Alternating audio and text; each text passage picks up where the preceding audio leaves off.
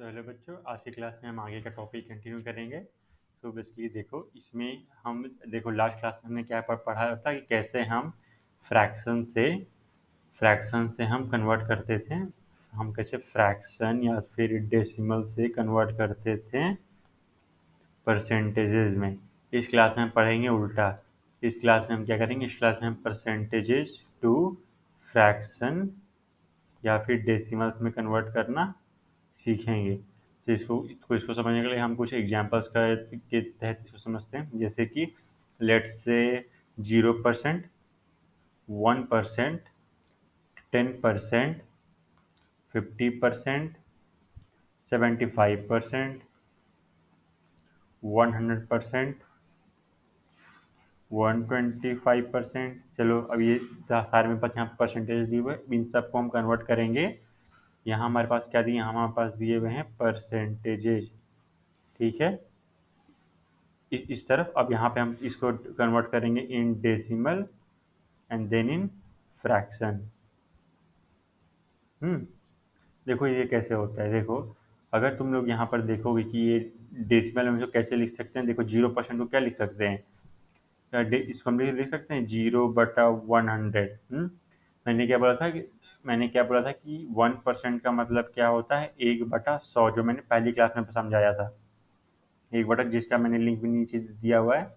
1% का एक, यानी कि परसेंटेज मतलब क्या बोलते थे, एनीथिंग डिवाइडेड बाई 100, जिसके डिनोमिनेटर में 100 होना चाहिए। मतलब तो 100 क्यों लेते थे, क्योंकि देखो 100 मतलब हम हर जगह यूज करते हैं। भाई 100% बैटरी चार्ज हो गई है, या तो फिर 99 या 80 या इस पर है। कभी कोई 1000 ऐसा कुछ नहीं बोलता है, 50% नहीं बोलता। फुल चार्ज मतलब सबको पता है भाई 100%। जैसे कुछ और ले लो, मैंने पूरा एक दूध का गिलास खाली कर दिया, यानी हमेशा बोलते थे 100%। कोई नहीं बोलता था कि यहाँ 50%, कोई ना पूरा नहीं बोलता था। इसी तरह से हमारे ये इंट्यूटिव के हिसाब से भी है, इंट्यूशंस के हिसाब से। तो डेसिमल में हम 0% का लिखेंगे 0/100। अब एक मिनट, ये तो शायद ये फ्रैक्शन में है, इसको डेसिमल में कैसे कन्वर्ट करेंगे, हम इसको लिखेंगे 0.00।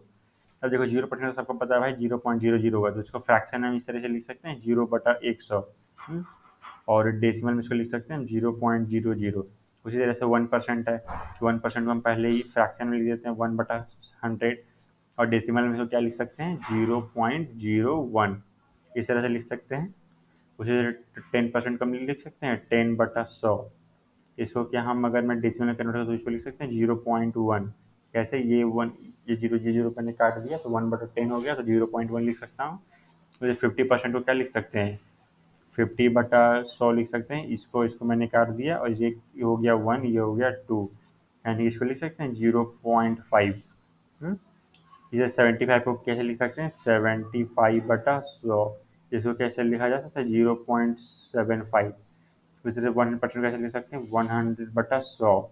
इसको लिख सकते हैं क्या, 1.0000 भी लिख सकते हो। 125 को लिख सकते हैं इस तरह से 125/100 लिख सकते हैं, इसको 1.25।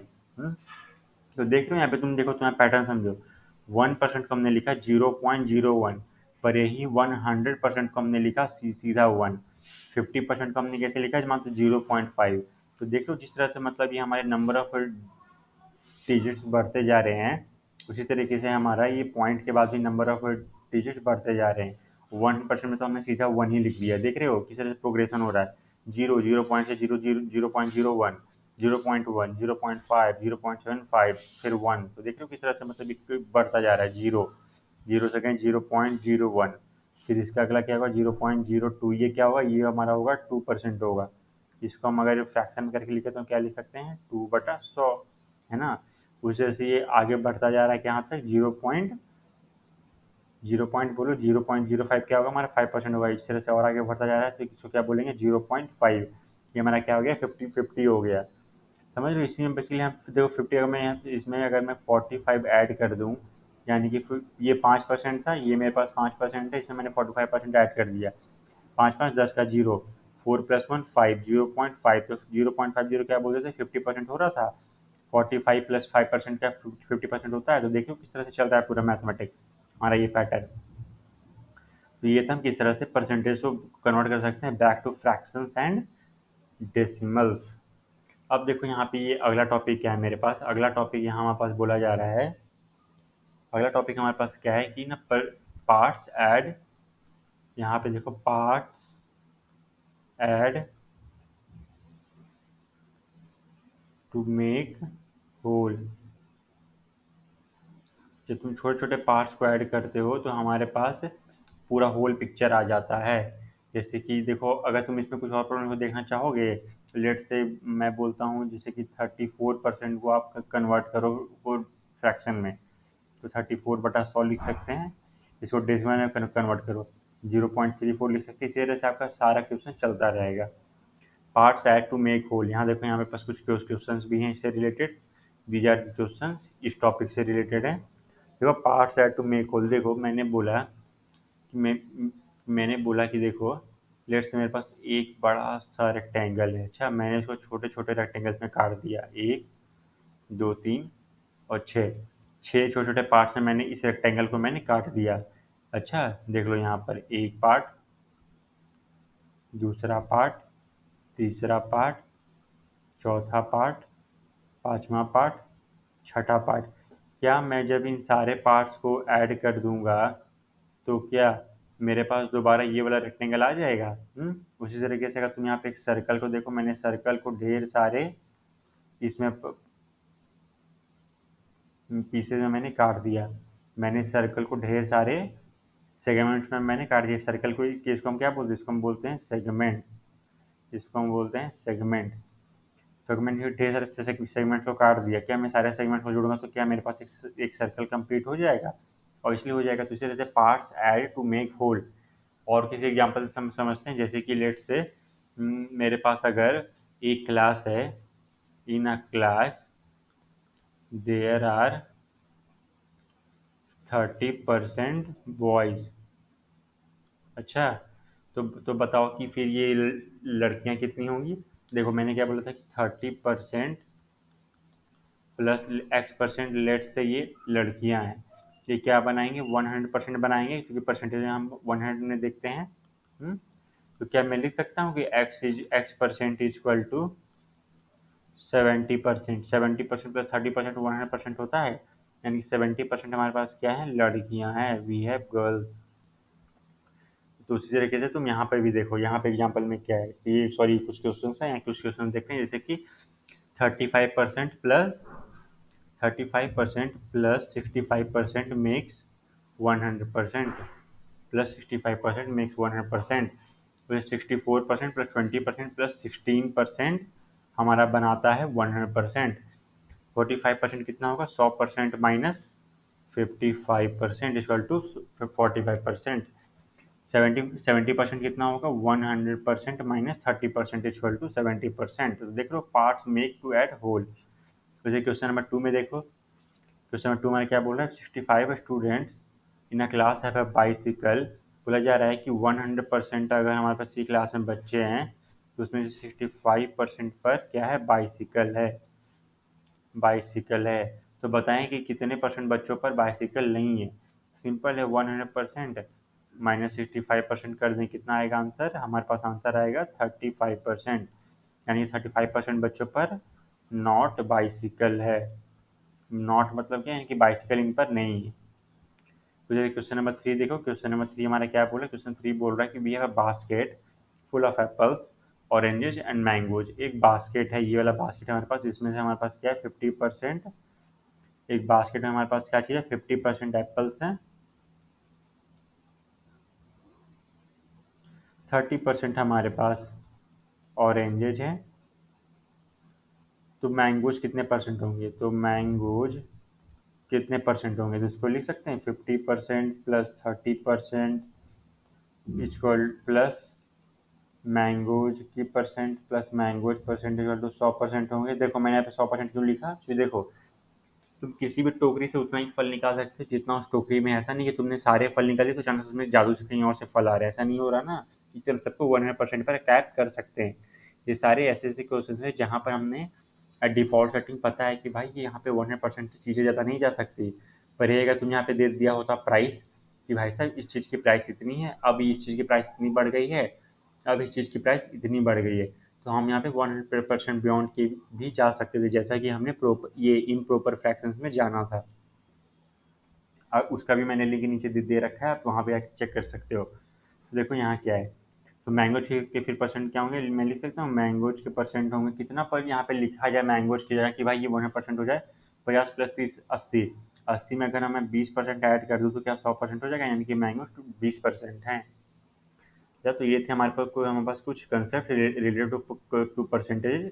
अब देखो यहाँ पर ना एक चीज़ और है, एक छोटा सा टॉपिक और है, और वो है हमारा एस्टिमेशन का। एस्टिमेशन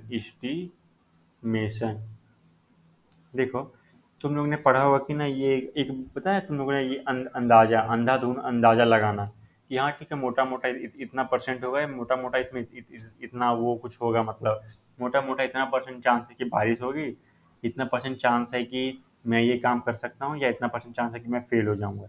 इस तरह से करके कुछ होता है एस्टिमेशन।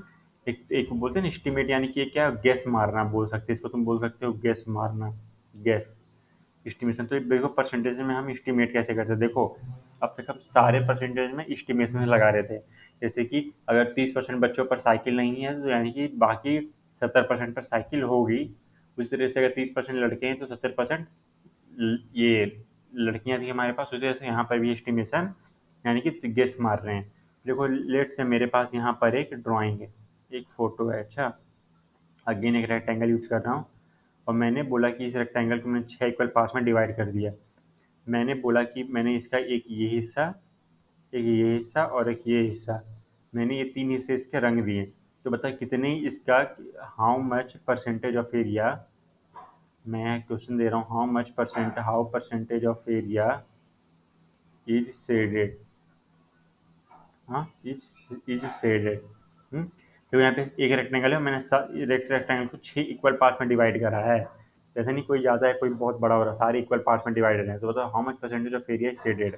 तो देखो क्या मैं इसको लिख सकता हूँ कि शेडेड एरिया इक्वल टू क्या होगा, 3/6 होगा, यानी कि 1/2 लिख सकते हैं। 1/2 को मैं, अगर मैं ये हमारे पास कितना फ्रैक्शन में, अगर मैं इसको परसेंटेज में कन्वर्ट करूँ तो कितना आएगा हमारे पास, ये हमारे पास आ रहा है 50%, यानी कि 50% एरिया हमारे पास शेडेड है। 50% एरिया हमारे पास, यानी कि आधा हिस्सा हमारे पास शेडेड है। यही अगर मैं ऐसा कर दूं कि ना इसका, आप ये बताओ कि इसके ये ब्लू एरिया कितने शेडेड है।